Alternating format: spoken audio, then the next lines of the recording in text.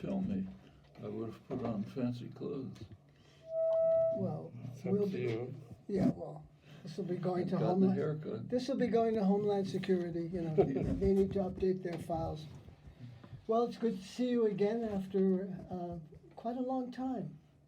Too long, yeah. How are things in Arizona? Very pleasant. Well, let's talk about Iran, but in particular locating it in the area of U.S. foreign policy post-1945. The Grand Area Strategy is laid out, and Iran takes on enormous significance because of its obvious oil wealth. Oil wealth and strategic position. At first, right after it was taken for granted in the grand strategy planning that the United States would dominate the Middle East, what Eisenhower called the strategically most important area in the world, material prize without any analog and so on. The basic idea of the early stage of the grand strategy and the early stages of the war were that the U.S. would take over what they called the Grand Area. Of course, the Western Hemisphere, the former British Empire, and the Far East. And they assumed at that time that Germany would probably win the war, so there would be two major powers, a German-based, a lot of Eurasia and the United States with this grand area. By the time the Russians, it was clear that the Russians would defeat Germany after the Stalingrad and then the great tank battle in Kursk. The planning was modified, and the idea would be that the grand area would include as much of Eurasia as possible. Of course, maintaining the Middle East oil resources. At that time, there was a conflict over Iran right at the end of the Second World War. The Russians supported a separation movement in the north. The British, of course, controlled it. They wanted to maintain control. The Russians were essentially expelled. It was under the control of Britain and a client state. There was, however, a nationalist movement, and the Iranian leader, Mohammad Mossadegh, led a movement to try to nationalize Iranian oil. The British obviously didn't want that, but they tried to stop this development. They were in their post-war straits. They were unable to do it, called in the United States, which basically took the prime role in carrying out implementing a military coup which deposed the parliamentary regime and installed the Shah, who was a loyal client. Iran remained one of the sort of pillars of control of the Middle East as long as the Shah remained in power. Shah had very close relations with Israel. They were not formal because theoretically the Islamic states were supposed to be opposed to Israeli occupation, but the relations were extremely close. They were revealed in detail after the Shah fell.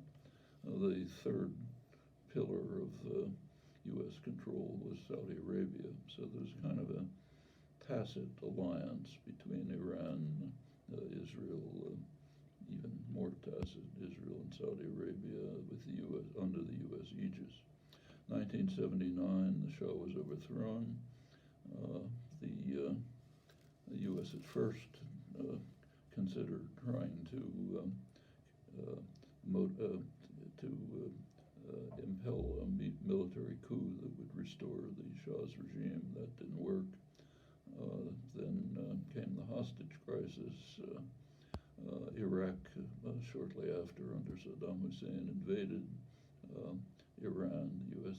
strongly supported the Iraqi invasion, finally even pretty much intervening directly to protect Iraqi shipping in the Gulf. A U.S. Missile cruiser shot down a Iranian airliner and killing 290 people, commercial airspace. And finally, that the U.S. intervention pretty much convinced the Iranians to, if not capitulate, accept an arrangement far less than they hoped after the Iraqi aggression. It was a very murderous war. Saddam was using chemical weapons. The U.S. pretended not to know about it. In fact, tried to blame Iran for it. But finally, the war, there was finally a peace agreement. The U.S. at once turned to sanctions against Iran and severe threats. So this was now the first Bush, Bush #1. His administration invited Iraqi nuclear engineers to the United States for advanced training in nuclear weapons production, which of course is a serious threat to Iran. It's kind of ironic that when Iran was a loyal client state under the Shah in the 1970s, the Shah and other high officials made it very clear that they were working to develop nuclear weapons. And at that time, Kissinger, Rumsfeld, Cheney were pressuring American universities, primarily MIT. There was a big flap about this, to bring Iranian nuclear engineers to the United States for training, though of course they knew they were developing nuclear weapons. Actually, Kissinger was asked later why he changed his attitude towards Iranian nuclear weapons development after in later years, when of course it became a big issue. And he said very simply, they were an ally then, so obviously. The sanctions against Iran got harsher, more intense. There were negotiations about dealing with the Iranian nuclear programs. According to U.S. intelligence, after 2003, there was no evidence that Iran had nuclear weapons programs, but probably they were developing what's called a nuclear capability, which many countries have. That is the capacity to produce nuclear weapons if the occasion arises.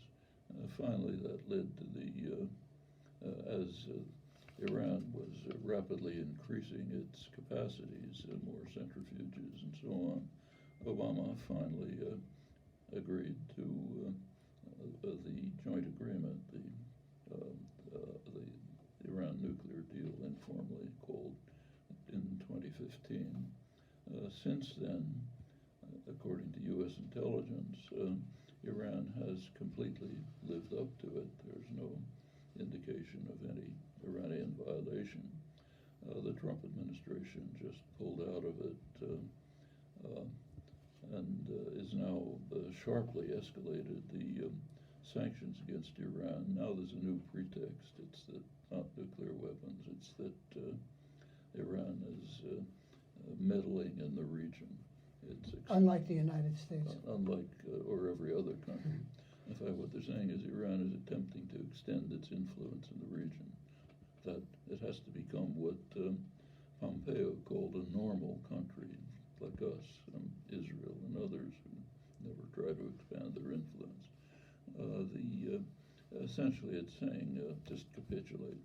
And Pompeo particularly has, the Secretary of State, that U.S. sanctions are designed to try to reduce Iranian oil exports to zero.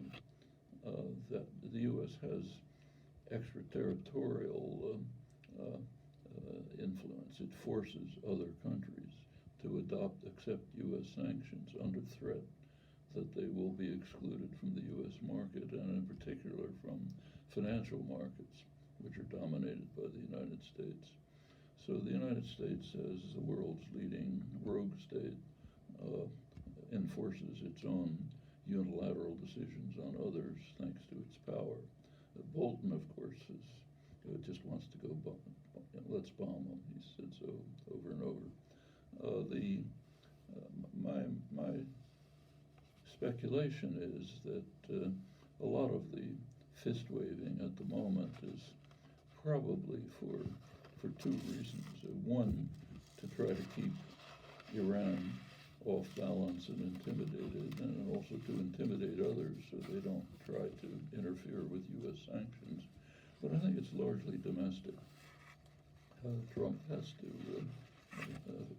if the Trump strategists are thinking clearly, I assume they are, the best way to approach the 2020 election is to have, to concoct major threats all over, immigrants from Central America coming here to commit genocide against Americans, Iran about to conquer the world, China doing this and that.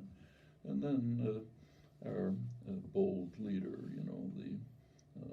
with the orange hair, the one person who's capable of defending us from all of these terrible threats, not like these women who won't know how to do anything, or Sleepy Joe, or Crazy Bernie, or so on. And that's the best way to move into an election, and that means maintaining tensions but not intending to actually go to war. Unfortunately, it's bad enough in itself. We have absolutely zero right to impose any sanctions on Iran. None. I mean, it's taken for granted in all discussion that somehow this is legitimate, but there's absolutely no basis for that. But also the tensions can easily blow up. Anything could happen. An American ship in the Gulf could hit a mine, let's say, and some commander would say, okay, let's retaliate against an Iranian installation, and then the Iranian missile ship could shoot a missile, and pretty soon you're off and running. So it could blow up, and meanwhile there are horrible effects all over the place. The worst in Yemen, where our client, Saudi Arabia, with strong U.S. support, arms, intelligence support, are in fact creating what the UN has described as the worst humanitarian crisis in the world. U.S. blames it on Iran, but it's pretty clear it's not really controversial what's happening. So I think and if there is a confrontation with Iran, the first victims will be Lebanon, which will simply be wiped out. And as soon as there's any threat of war, Israel will certainly be unwilling to face the danger of Hezbollah missiles, which are probably scattered all around Lebanon by now. So that it's very likely that the first step prior to direct conflict with Iran would be essentially to wipe out Lebanon or something like it. And those missiles in Lebanon were from Iran. They're from they come from Iran, yeah.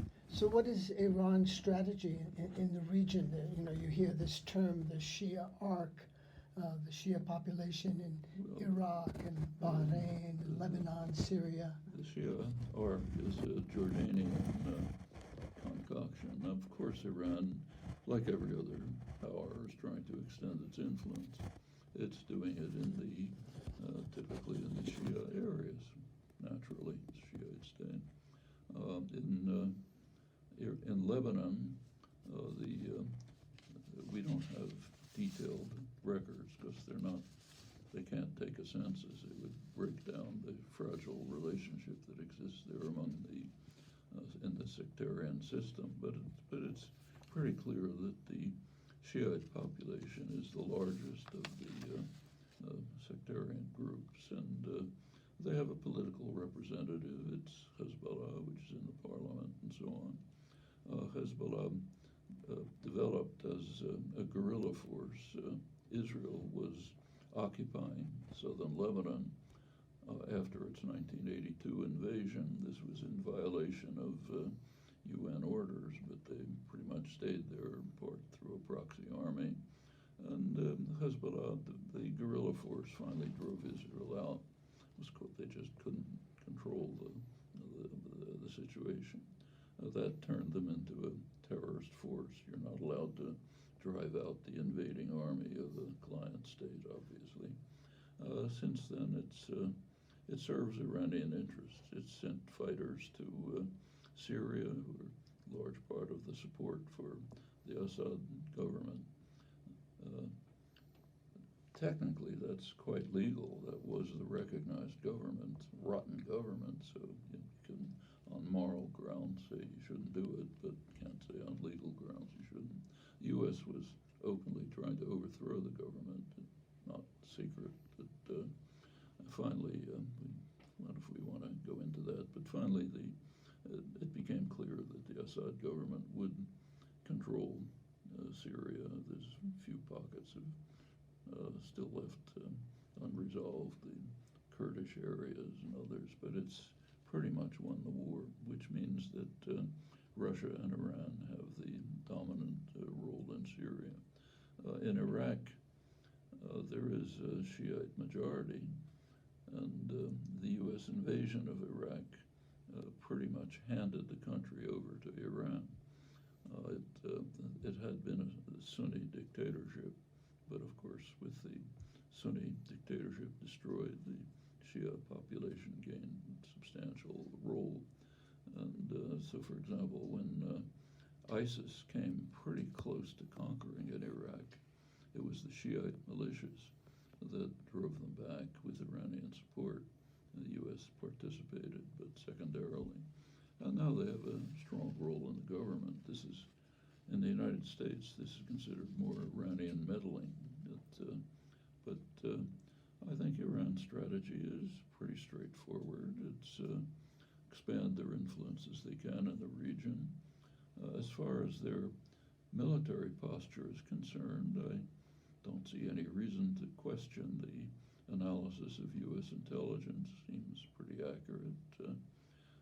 Their presentations to Congress, they point out that Iran has very low military expenditures by the standards of the region, much less than the other countries, dwarfed by the UAE and Saudi Arabia, of course, Israel. That its military doctrine is essentially defensive, designed to deter an invasion long enough for diplomatic efforts to be initiated, according to U.S. intelligence, if they have a nuclear weapons program, which we have no reason to believe they do, but if they do, it would be part of their deterrent strategy. That's the real Iranian threat. It has a deterrent strategy. And for the states that want to be free to rampage in the region, deterrence is an existential threat. You don't want to be deterred. You want to be able to do what you'd like. That's primarily the U.S. and Israel who want to be free to act forcefully in the region without any deterrent. To be accurate, that's the real Iranian threat. It's what the State Department calls a successful defiance. That's the term the State Department used to explain back in the early 60s why we cannot tolerate the Castro regime because of its successful defiance of the United States. That's absolutely intolerable if you intend to be able to rule the world by force if necessary. And it seems a component of that is the threat of a good example. There's also that, but I don't think that's true in the case of Iran. It's a pretty miserable government. Iran is the government is a threat to its own people. I think that's fair enough to say, and it's not a real model for anyone. Cuba was quite different.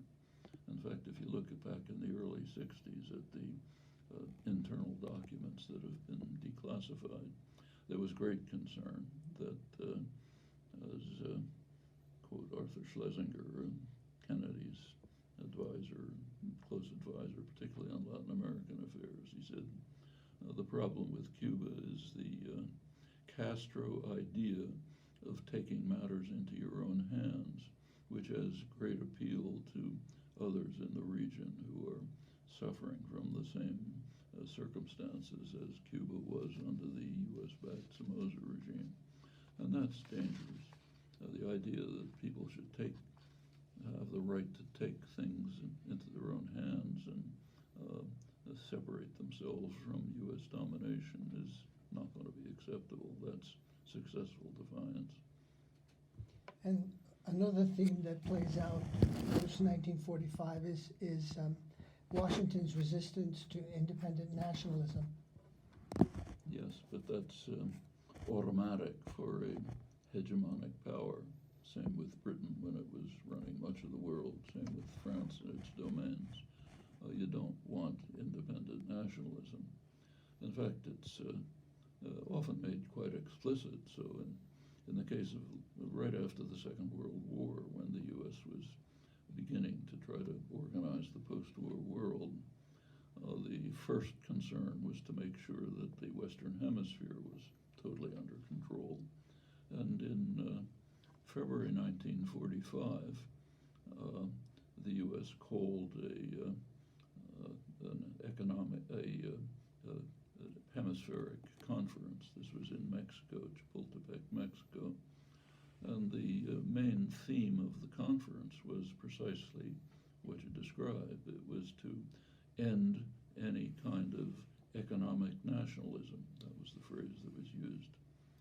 The State Department internally warned that Latin American countries are infected by the idea, I'm virtually quoting now, by the idea of a new nationalism, which meant that countries, that the people of a country should be the first beneficiaries of the country's resources. And obviously that's totally intolerable. The first beneficiaries have to be U.S. investors. So that's the philosophy of the new nationalism, and that has to be crushed. And the Chapultepec conference, in fact, made it explicit that economic nationalism would not be tolerated. So, for example, to take a case that was discussed, Brazil, major country, could produce steel, but not high-quality steel of the kind that the U.S. would specialize in. Incidentally, there's, as always, one unmentioned exception to the rules. The U.S. is permitted to follow policies of economic nationalism. In fact, the U.S. had poured the government resources massively into development of what became the high-tech economy of the future, computers, internet, and so on. But that's the usual exception. But for the others, they can't succumb to this idea that the first beneficiaries of a country's resources should be the people of that country. That's completely intolerable, of course. This, of course, is framed in all sorts of nice rhetoric about free markets and so on and so forth, but the meaning is quite explicit. You've often quoted George Kennan, a very well-respected, venerated official, his famous 1948 memo. We have 50% of the world's wealth, but only 6.3% of its population. Our real task in the coming period is to devise a pattern of relationships which will permit us to maintain this position of disparity. Now, that was 1948. I was interested to discover that 2 years later, he made a statement about Latin America to the effect, the protection of our raw materials, that's a direct quote, in the rest of the world, particularly in Latin America, would trump concern over what he called police repression. Yeah, I said police repression may be necessary to maintain control over our resources. It's remember that he was at the dovish extreme of the policy spectrum, in fact, so much so that he was kicked out about that time and replaced by a hardliner, Paul Nitze. He was considered too soft for this tough world. It's kind of interesting that his estimate of the U.S. having 50% of the world's resources is probably exaggerated now that more careful work has been done. The statistics aren't great for that period, but there are studies. It was probably less than that. However, it may be true today. It's in the modern contemporary period of globalization, global supply chains, and so on. National accounts, meaning the country's share of GDP, global GDP, is much less relevant than it used to be. A much more relevant measure of a country's power is the wealth controlled by domestically based multinational corporations. And there, what you find is that U.S. corporations own about 50% of world wealth. Now there are good statistics. There's very good studies of this by a very good political economist, Sean Kenji Stars, has several articles and a new book coming out on it with extensive details. And this, as he points out, this is a degree of control of the international economy that has absolutely no parallel or counterpart in history, in fact. So this may be, it'll be interesting to see what the impact is of Trump's wrecking ball on all of this, which is breaking the system of global supply chains that have been carefully developed over the years. It may have some impact. We really don't know. So far, it's just harming the global economy. Getting back to Iran, you mentioned in our book, Global Discontents, that I'm quoting, any concern about Iranian weapons of mass destruction could be alleviated by the single means of heeding Iran's call to establish a weapons of mass destruction free zone in the Middle East. This is almost on the level of samizdat. It's barely known or reported on. Well, it's not a secret, and it's not just Iran's call. This proposal for a nuclear weapons-free zone in the Middle East, then extended to WMD-free zone, that actually comes from the Arab states. Egypt and others initiated that back in the early 90s. They called for a nuclear weapons-free zone in the Middle East. There are such zones that have been established in several parts of the world. It's kind of interesting to look at them. They aren't in effect because the United States has not accepted them, but they're theoretically there. And the one for the Middle East would be extremely important. The Arab states pushed for this for a long time. The non-aligned countries, G77, that's by now about 130 countries, have called for it strongly. Iran, as the spokesperson for the G77, strongly called for it. Europe pretty much supports it, and probably not England, but others. In fact, there's almost total global support for it. It would, of course, end adding to it an inspection regime of a kind which already exists in Iran. That would essentially eliminate any concern over not only nuclear weapons, but weapons of mass destruction.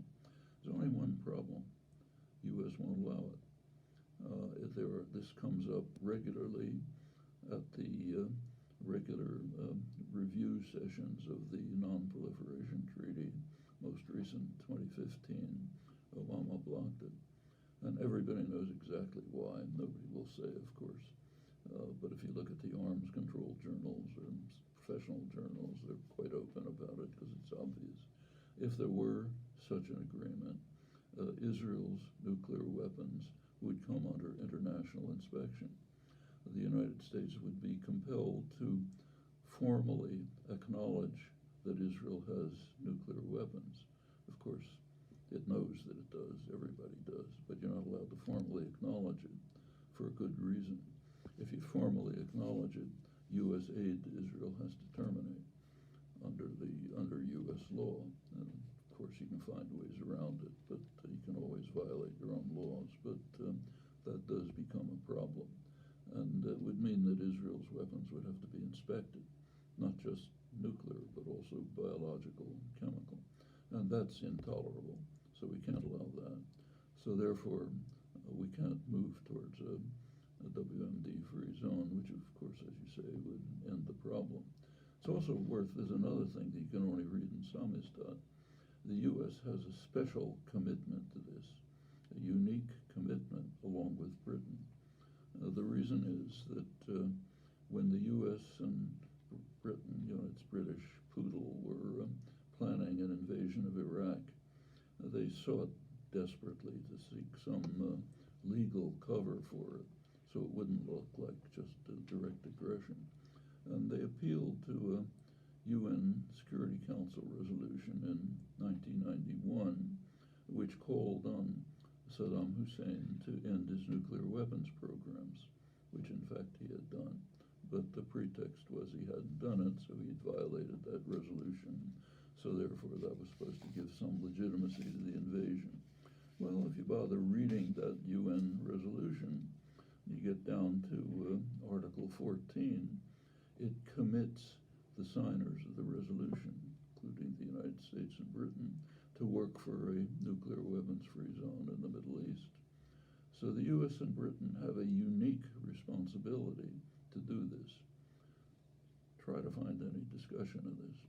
And of course it could resolve whatever problem one thinks there is. And in fact, according to U.S. intelligence, there's essentially none. The real problem is pretty much what U.S. intelligence describes, the Iranian posture of deterrence. That is a real danger, constantly regarded as an existential threat to Israel and the United States, which cannot tolerate deterrence. Well, there are big paydays for a militaristic foreign policy, such as the United States has. For example, Li Feng, writing in the Intercept, reports the large weapons manufacturers like Lockheed Martin and Raytheon have told their investors that escalating conflict with Iran could be good for business. Oh, of course it is. Yeah. That's a factor. I don't think it's the major factor, but it certainly is a factor. It's what's called good for the economy if you can produce material goods that you can sell to other countries. And the U.S. is preeminent in military force. That's its real comparative advantage, military force. Other countries can produce computers and so on, but the U.S. is the largest arms exporter. Its military budget overwhelms anything in the rest of the world. In fact, it's almost as large as the rest of the world combined, much larger than other countries. The U.S.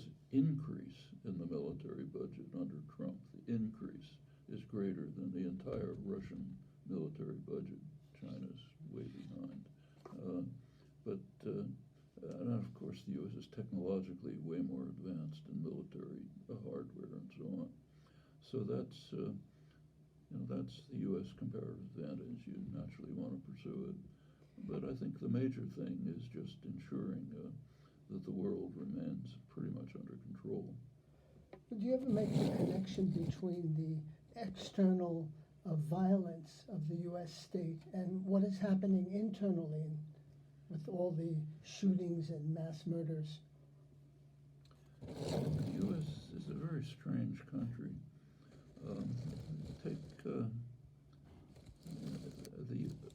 From the point of view of its infrastructure, the United States often looks like a third world country.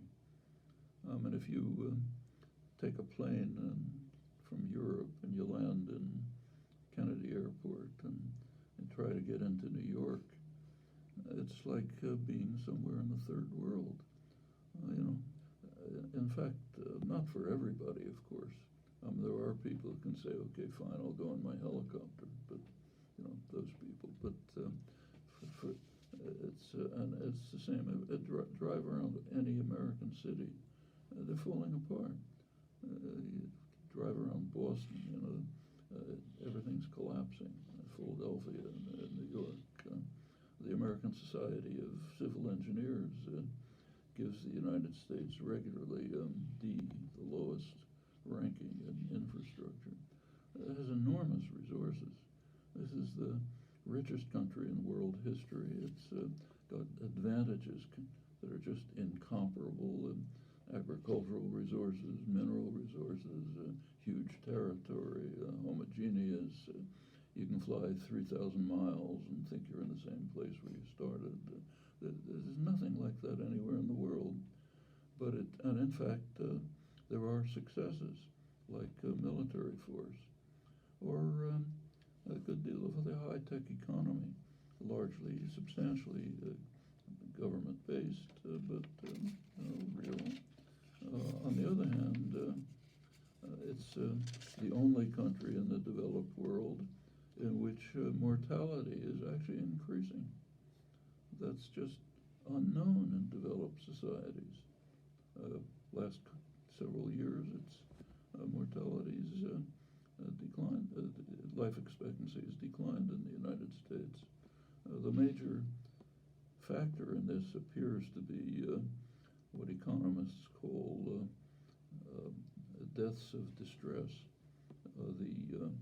This work by two major economists, Ann Case and Angus Deaton, which have studied carefully the mortality figures. It turns out that in the cohort, roughly 25 to 50, the working age cohort of whites, the white working class cohort, there's an increase in deaths, what they call deaths of despair, suicide, opioid death, overdoses, and so on. This is estimated at about 150,000 deaths a year. It's not trivial. And the reason, presumably, it's generally assumed, is the economic stagnation since Reagan.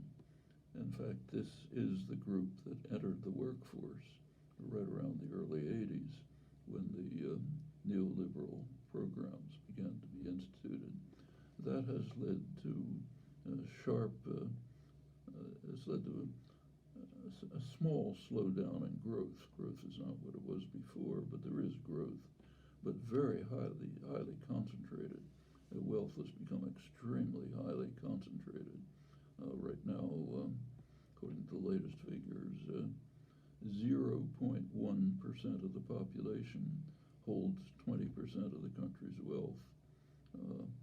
The top 1% holds roughly 40%. Half the population has negative net worth, meaning debts outweigh assets.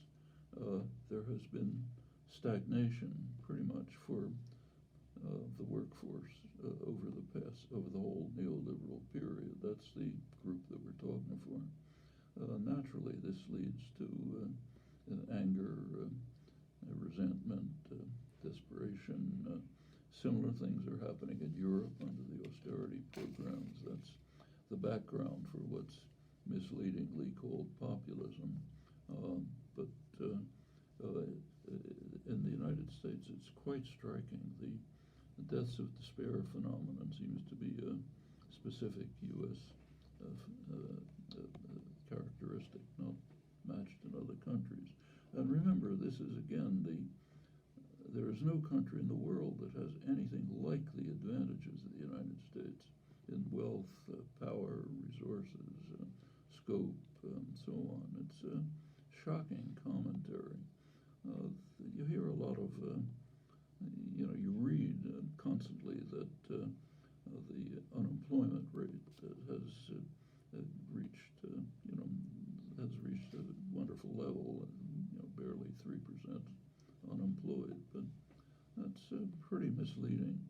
When you use actual Labor Department statistics, turns out that the actual unemployment rate is over 7%.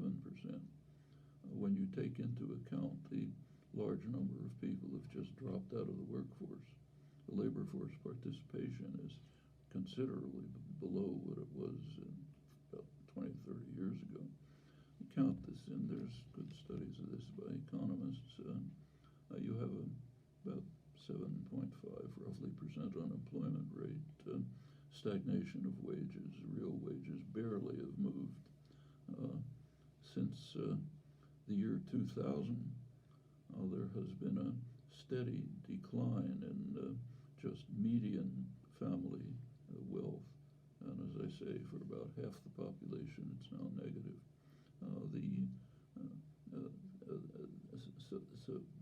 There are many kind of third world characteristics which are extremely striking in the richest, most powerful country with incomparable advantages.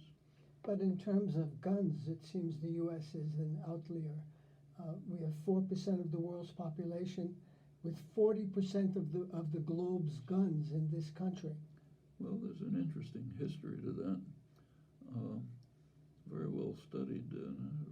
It's a recent book by Pamela Haag, who it's called something like The Gun Culture. But it's a very interesting analysis. What she shows is that after the Civil War, there was the gun manufacturers didn't really have much of a market. They tried to, the U.S. Government market had declined, of course. Foreign governments weren't much of a market. It was then an agricultural society, late 19th century, and farmers had guns, but they were like tools, nothing special. You had a nice old-fashioned gun that was enough to chase away the wolves or something. They didn't want the fancy guns that the gun manufacturers were producing. So what happened is the first major, huge advertising campaign, which was a kind of a model for others later, an enormous campaign was carried out to try to create a gun culture. They invented a Wild West, which never existed, with the bold sheriff drawing the pistol faster than anyone else, and all this nonsense that you get in the cowboy movies. It was all concocted. None of it ever happened. Cowboys were sort of the dregs of society. People who couldn't get a job anywhere, so you hire them to push some cows around or something. But this image of the Wild West and the great heroes and so on was developed, and along with it came the ads saying, if your son doesn't have a Winchester rifle, he is not a real man. If your daughter doesn't have a little pink pistol, she's not, she'll never be happy, and so on. And it was a tremendous success. I mean, I suppose it was a model for things like later on when the tobacco companies developed the Marlboro Man and all this kind of business. This was the late 19th, early 20th century were the period in which the huge public relations industry was beginning to develop. It was brilliantly discussed by Thorstein Veblen, the great political economist, who pointed out that in that stage of the capitalist economy, it was necessary to fabricate wants. Otherwise, you couldn't maintain the economy with the right profit levels and so on. And probably the gun propaganda was probably the beginning of it. And then, it goes on. Pushing up to the recent period, since 2008, Supreme Court decision, the Heller decision, what they call Second Amendment rights have just become holy writ. They're the most important rights that exist. Our sacred right to have guns established by the Supreme Court, overturning a century of precedent. Take a look at the Second Amendment that says in order to have a well-organized militia, the right to bear arms shall not be infringed. Up until 2008, that was interpreted pretty much the way it reads, that the point of having guns was to have the militia. Scalia, in his decision in 2008, reversed that. And it's a very scholarly, he was a very good scholar. He's supposed to be an originalist, you pay attention to the intentions of the founders. So you read the decision, it's interesting, all kind of references to obscure 17th century documents and so on. Strikingly, he never mentions once the reasons why the founders wanted people to have guns, which are not obscure. One reason was that the British were coming. The British were the big enemy then. They were the most powerful state in the world. The United States had barely had a standing army. If the British were going to come again, which in fact they did, you got to have militias to fight them off. So we have to have well-ordered militias. The second reason was it was a slave society. This was a period where there were slave rebellions taking place all through the Caribbean. Slavery was growing massively after the Revolution. At the time of the American Revolution, I think there were a couple 100,000 slaves. By a couple decades later, it was maybe 4 million. Huge expansion of slavery, the most vicious system of slavery in history, and there was deep concern. Black slaves often outnumbered whites. You had to have well-armed militias to keep them under control. There was another reason. The United States is maybe one of the rare countries in history which has been at war virtually every year since its founding. You can hardly find a single year when the United States wasn't at war. There were two. When you look back at the American Revolution, the textbook story is taxation without representation, which is not false, but far from the whole story. Two major factors in the revolution were that the British were imposing a restriction on expansion of settlement beyond the Appalachian Mountains into what was called Indian country. The British were blocking that. The settlers wanted to expand to the west, not just people who wanted land, but also great land speculators like George Washington, one of the leading ones, wanted to move into the western areas. Western meant right over the mountains. British were blocking that. End of the war, the settlers could expand. The other reason was slavery. In 1772, there was a very important, famous ruling by leading British jurist, Lord Mansfield, that slavery is so odious, his word was, that it cannot be tolerated within Britain. Could be tolerated in the colonies like Jamaica, but not within Britain.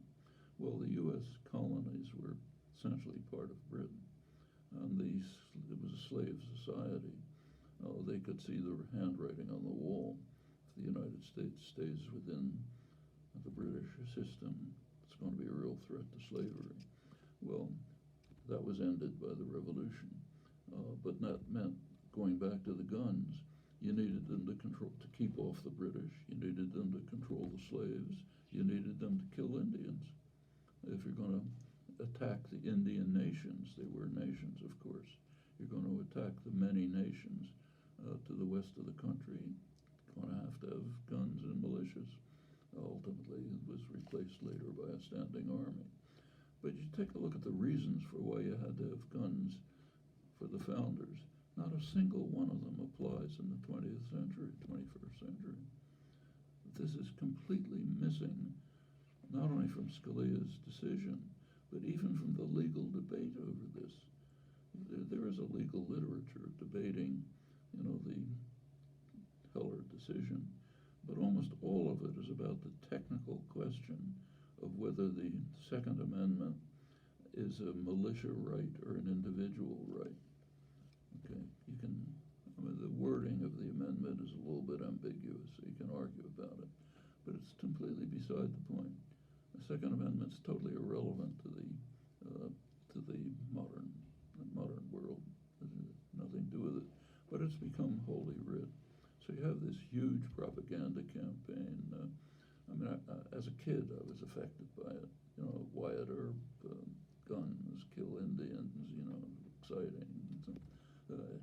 Everybody's been through it. Spread all over the world. In France, they love cowboy movies. Well, totally fabricated picture of the West, but it was very successful in creating a gun culture. It's now become sanctified by the reactionary Supreme Court, and so yes, everybody's got to have and by now people are terrified. Like the immigrants are coming across the border to kill us. We better have a lot of assault rifles in the garage just in case they're coming.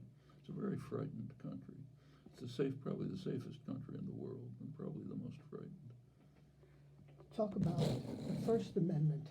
You just mentioned the Second Amendment in terms of press freedom and journalism, a trade which has come under attack from the self-styled extremely stable genius in the White House as the enemy of the people. What do you talk about that, and also the Assange case? Well, the First Amendment is actually a major contribution of American democracy. The First Amendment actually doesn't guarantee the right of free speech. What it says is that the state cannot take preemptive action to prevent speech. It doesn't say it can't punish it. Okay, so under the First Amendment, literally, you can be punished for things you say. It doesn't block that. In fact, it wasn't until it was nevertheless a step forward in the environment of the time. The United States, in many ways, did break through with all of its flaws. The American Revolution was progressive in many respects by the standards of the time. Even the phrase "we the people," putting aside the flaws in implementation, but the very idea was a breakthrough. And the First Amendment was also a step forward. However, it really wasn't until the 20th century that First Amendment issues came on the agenda. At first with the dissenting opinions of Holmes and Brandeis in cases around the First World War, a little bit later. And it's worth looking at how narrow these dissents were.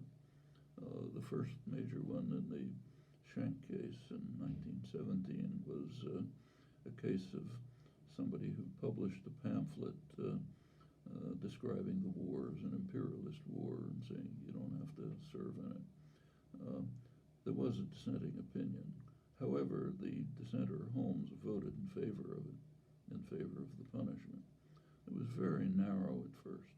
In fact, the real steps towards establishing a strong protection of freedom of speech were actually in the 1960s. A major case was Times v. Sullivan. The state of Alabama claimed what's called sovereign immunity.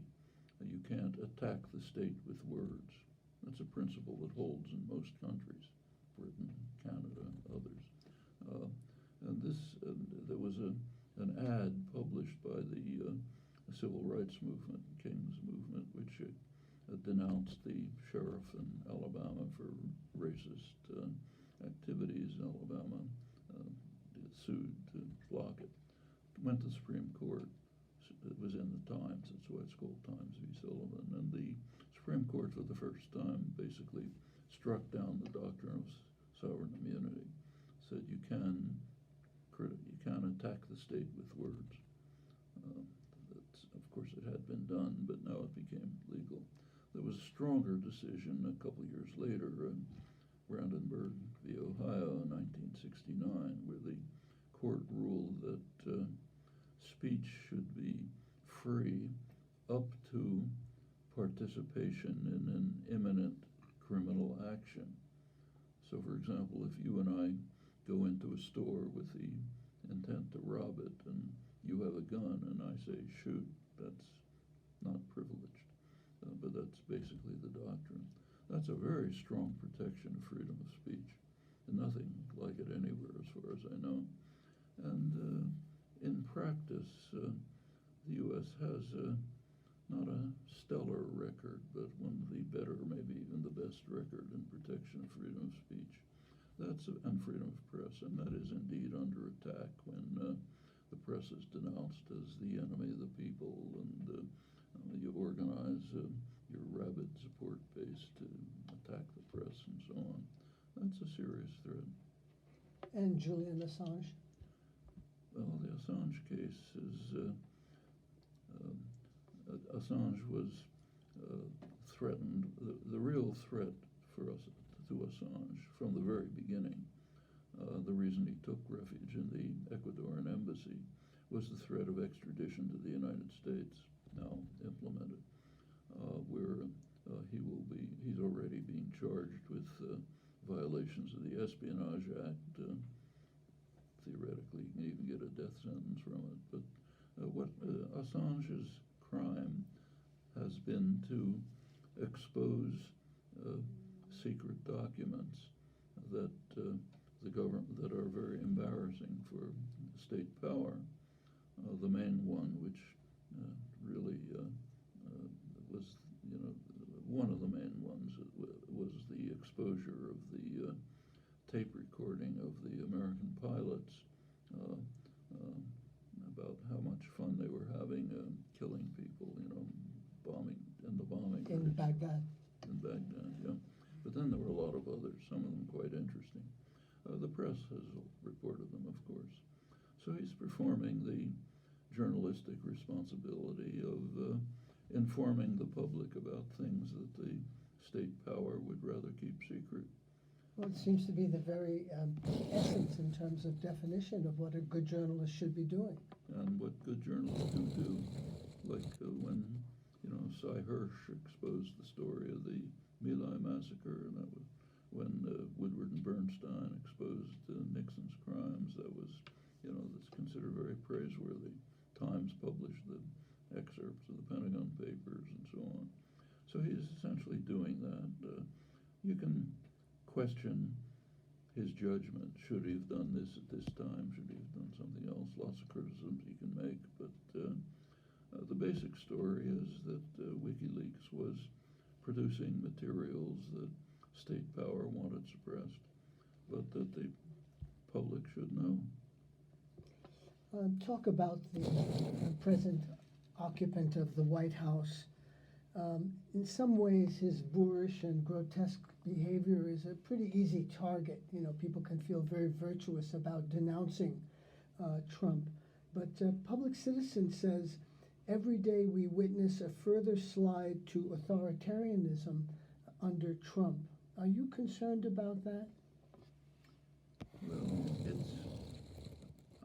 I'm less concerned than they are. I think the system is resilient enough to withstand a figure who is defying subpoenas, defying congressional orders, and so on. I think Trump is in many ways underestimated. He's a highly skilled politician who is very successful in what he's doing. He's got two major constituencies. One is the actual constituency, the standard constituency of the Republican Party, actually of both parties, but much more the Republicans. Private wealth, corporate power. You got to keep them satisfied. Then there's the voting base. Now here, what's happened to the Republicans over the years is pretty interesting. Actually, during the neoliberal period, both parties have shifted to the right. By the 1970s, the Democrats had pretty much abandoned the working class. The last gesture of support for the working class was the Humphrey Hawkins bill, 1978, full employment bill, which Carter watered down, so it didn't really mean anything. But since then, the Democrats have simply handed the working class over to their main class enemy, the Republicans. There's some little changes here and there, but it's pretty substantial. The Democrats have become what used to be called moderate Republicans. The Republicans, meanwhile, have just gone off the edge. I think there's a lot of merit to the analysis by two scholars of the American Enterprise Institute, Thomas Mann and Norman Ornstein. They've just become a radical insurgency. You see it almost daily. So a couple days ago, Mitch McConnell said he's going to, if they have a chance to appoint someone else to the Supreme Court in an election year, fine, we'll do it. When it was Obama, he said, no, in election year, you can't do it. And they've simply abandoned any pretense of being a parliamentary party. We're just up in it up to the jugular. Now you can't, but meanwhile, we're going to support private wealth, corporate power with utter dedication. You can't get votes that way. There's not enough people going to say, fine, let's do that. So what the Republicans have had to do since the 1970s is to kind of try to cobble together a voting constituency on some grounds other than their actual policies. And it's been very interesting to watch it. It started with Nixon and his Southern strategy. The civil rights movement alienated Southern racists. The Nixon team pretty openly said, we can pick up votes by being racist. They didn't use the word, but essentially by catering to the racist elements of the South that are opposed to the civil rights movement. It was then picked up by one of the chief Republican strategists, Paul Weyrich. He noticed in the mid-70s that Republicans could get lots of votes if they pretended to be opposed to abortion. The Republican Party had been almost completely pro-choice. Reagan, George Bush, Goldwater, all of them, their position in the 60s was things like abortion. The state has nothing to say about them. They're a matter between a woman and her doctor. Weyrich recognized that Republicans can get the votes of Northern Catholics, working workers, and evangelical Christians, who are a huge population in the United States, if they pretend to be in favor of abortion, opposed to abortion. Instantly, they all became passionately opposed to abortion. And that's now one of the leading planks of the Republican Party. Guns is another one. We have to be pro-guns. We can pick up people this way. In general, we have to be the working class. A good part of the population, especially the working class, has indeed suffered under the programs instituted since the Reagan years, the neoliberal programs. Well, we can't tell people, look, we're screwing you, so you have to find some scapegoat who's responsible for it. In the case of Reagan, who was an outright racist, it was, the black welfare queens, the black woman driving up in a limousine to the welfare office to steal your hard-earned money, all that stuff. Then it became, now it's immigrants. The immigrants are coming to steal your jobs, or China is going to take your jobs. I mean, it's kind of amazing to watch it work. How is, for example, forget the immigrants. I mean, that's so transparent. We don't talk about it. I mean, there's almost 100% agreement that China is taking our jobs. How is China taking our jobs? Does China have a gun to the heads of the CEO of Apple and GM and Microsoft and say, you've got to send jobs here? I mean, it's the corporate managers who are deciding to do it. So if you don't want jobs to go to China, you should be saying, well, the corporate managers shouldn't have the right to make that decision. So who should have the right? Well, if you believe in democracy, the people who work in the enterprise. Where are we now? Back to the gentleman named Karl Marx in the mid-19th century. We should have working control of enterprises. So the logical argument about China stealing our jobs goes straight to workers' control of enterprises, the main theme of the American working class and the early industrial revolution. Somehow you don't read about that. So China's taking our jobs, immigrants taking our jobs, welfare mothers are stealing from you, you have to have guns, abortion is, can't have abortion, and so on. They've had to cobble together a kind of a voting constituency, including these sectors, and also the relatively affluent. Trump voters are mostly pretty affluent. And they, of course, are going to vote Republican for their own reasons, Well, now what's happened in the past roughly 15 years is you take a look at every primary, Republican primary, when somebody comes up from the base, popular base, they are so crazy that the Republican establishment wasn't able to tolerate them and was able to beat them down. People like Michelle Bachmann or Rick Santorum and so on. The difference in 2016 is they couldn't beat him down. He was a skillful politician, and he managed to take over, not only to win the nomination, but to put the entire party in his pocket to a remarkable extent. And amazingly, he's been able to maintain the support of people that he is shafting at every turn with this pretense of being the guy who's standing up to you. It's very interesting to watch it. And there was an interesting article a couple days ago in the New York Times, a long study of Midwest farmers. These are not poor farmers with a family, garden in your backyard. These are pretty affluent farmers, but they're suffering from the trade war. They're losing their market for soybeans and so on, but they're still supporting Trump. And the reason is we got to stop Chinese practices. It's unfair to us. What? We won't go into that. And Trump says he supports us.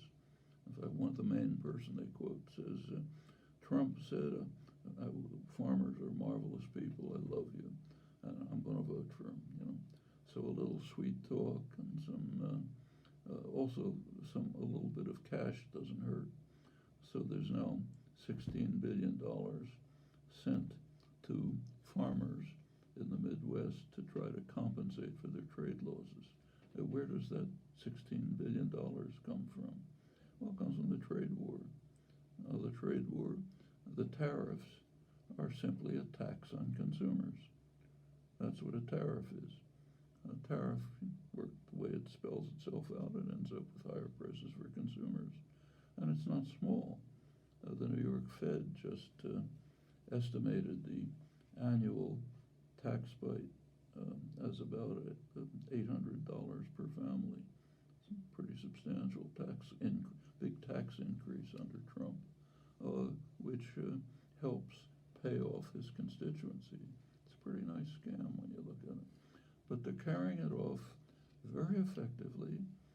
He and Steve Bannon and the rest are pretending to be the tribunes of the people, defending the American worker from all these attacks. And the Democrats have abandoned by now there's a few who are starting to talk about it, but as a party, they've pretty much abandoned the working class. In fact, many working people voted for Obama, believing his nice rhetoric about hope and change. But within about 2 years, that was shattered. By the 2010 elections, it was gone. The working people are going to vote for this guy. Trump comes along and says, I'm your defender. I'm going to protect you from not only foreign enemies, but the people who are stealing your jobs. Okay, let's give him a chance. The fact that he's carrying it off is very successful, and the Democrats are helping. I mean, take this laser-like focus on the Mueller report, Russiagate. It was obvious in the beginning that they're not going to find very much. They'll find that he's a crook. Okay, we knew that already. But they're not going to find any real collusion with the Russians. They didn't. We're not going to find any significant Russian impact on the election, and there couldn't be. I mean, you want to talk about interference with the election, campaign funding by the wealthy and the corporate sector utterly overwhelms the effect of any imaginable foreign interference. That's the real interference with elections. Whatever the Russians might have tried to do, it's a kind of a piece of straw on a haystack. And of course, it's nothing as compared with U.S. interference with Russian elections, let alone other countries where we just overthrow the government. But the Democrats just focused everything, all their hopes on somehow Mueller's going to save us. And let's not look at his policies. I mean, the policies are murderous. I mean, Trump's climate policy may literally be a virtual death knell for the species. I mean, it's not a small thing. Almost no talk about it. The nuclear strategy review, which escalates the threat of nuclear war significantly, that's not under discussion. The tax scam, which was just a gift to the rich and the corporations, a double gift. For one thing, it poured a lot of money into their pockets. For secondly, it created a huge deficit, which can be used as a justification for cutting down social spending. These things are on. We can go on and on. None of this is being discussed. Let's talk about the fact that maybe somebody in the Trump campaign talked to a Russian oligarch who placed an ad somewhere. I mean, it's as if the Democrats are working for him, like paid agents of the Trump campaign. Maureen Downs, who writes a column for the New York Times, says her head hurts. Her exact quote is, "My head hurts puzzling over whether Trump is just a big blowhard who's flailing around or a sinister genius laying traps to get himself impeached to animate the base ahead of the election." In a way, he's a narcissistic megalomaniac. That's pretty obvious. Understands nothing about the economy, doesn't care about the world, but he is extremely skillful in carrying off the primary tasks that a narcissistic megalomaniac has to achieve. One is maintaining the support of wealth and corporate power, which he's doing. That's handed over to McConnell, Ryan, and the rest. They make sure that works, and it's working brilliantly. Corporate profits are going through the roof. It's fantastic. The wages are pretty much stagnating. What more can you ask? But the other thing is he has to keep his voting base energized, and he's doing it very well. Impeachment is another case. If the Democrats move to impeachment, I think they're going to shoot themselves in the foot. So you'd agree with Pelosi's strategy? With Nancy Pelosi's strategy? Well, I don't know what's in her mind, but I think trying to head off impeachment is a good policy for the Democrats. You can see exactly what's going to happen. I suppose the House impeaches Trump, goes to the Senate. The Senate is in Trump's pocket. They'll exonerate him. Then what happens? Trump starts making speeches about how I'm exonerated, the deep state and the treacherous Democrats are trying to destroy the guy who's standing up for you against your enemies, just like what happened with the Mueller report. They were just walking into a trap. I mean, if you want to be concerned, you want to overturn Trump on the basis of his actual crimes, the thing to look at is not Congress. It's the New York State Attorney General's office, which is carrying out apparently careful investigations of Trump's fraudulent dealings over decades, which I'm sure are going to pile up crime after crime, maybe enough to send him to prison after he's out of office. Now, that's probably where it's all going to come out. But that's in general terms, that's a minor issue. He's not my favorite person, as you can see. But as compared with the crimes he may have committed in, the fraud in New York with his hotels and so on, that's very minor as compared with the fact that he's escalating the race to disaster. This is the most important decision in human history. We've got a couple of years to try to deal somehow with an environmental crisis. Can be controlled. It's not easy, but it can be done. You waste a couple of years by trying to escalate the crisis, you might just push us over the edge. And in fact, I don't know if you've looked at this, one of the most amazing documents in human history that came out of the Trump administration, from a part of the bureaucracy, naturally. It was a 500-page environmental assessment study done by the Transportation Administration, the point of which was to argue that that we should not impose new emissions controls on cars and trucks. And they had a very sound argument. The argument is, look, we're going off the cliff anyway, and car emissions don't make that much of a difference, so who cares? Their estimate was that by the end of this century, global temperatures will have risen 4 degrees centigrade. 4 degrees centigrade. That's way beyond what the scientific consensus says will make life unlivable. So what they're saying is, we're finished. It's all done anyhow. By the end of the century, everything will be destroyed. So why stop driving? Can you think of anything like this in human history? Ever? I mean, Hitler wasn't saying, let's destroy the world.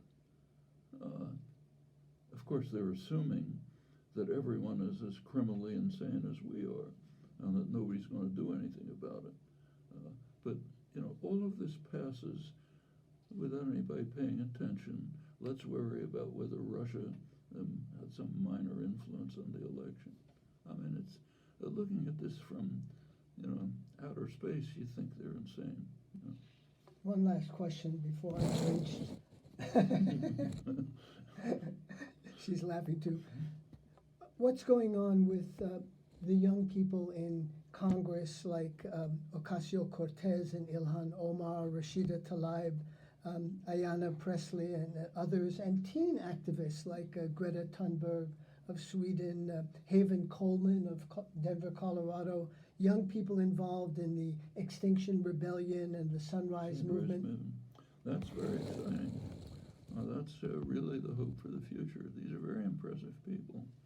Extinction Rebellion are great people. Sunrise Movement, which is, after all, a small group of young people, succeeded in both by their partly just through their activism, like sitting in on congressional offices, got some support from especially Ocasio-Cortez, who's doing a wonderful job. They managed to put on the agenda the Green New Deal. Now, of course, it immediately got denounced as, crazy, this, that, and the other thing. But it's a great achievement. There has to be some kind of Green New Deal if we're going to survive. And they managed to move it from obscurity to the legislative agenda, along with Ed Markey, the senator from Massachusetts. That's a real achievement. And there are very solid substantive proposals as to how you could implement these proposals. The most detailed and persuasive I know of are by Robert Pollin, an economist at UMass Amherst. But it can be done, and these groups have broken through the silence and apathy on it. That's a remarkable achievement. In fact, it's a kind of it's the hope for survival of any kind of civilized life. This is not a small thing. The human species is facing questions which have never arisen before. Is organized human life going to survive in any recognizable form? We're approaching the level of global warming of roughly 125,000 years ago, when sea levels were about 25 feet higher than they are now. You don't have to have much of an imagination to know what that means. Well, shall we race towards it the way the Trump administration and the Republican Party wants us to do? Should we do something about it the way Sunrise Movement and Extinction Rebellion and Alexandria Ocasio-Cortez wants to do? That's the decision that has to be made. So it's good that you bring that up, because that's of extraordinary importance. Thanks very much for your time. Thank you.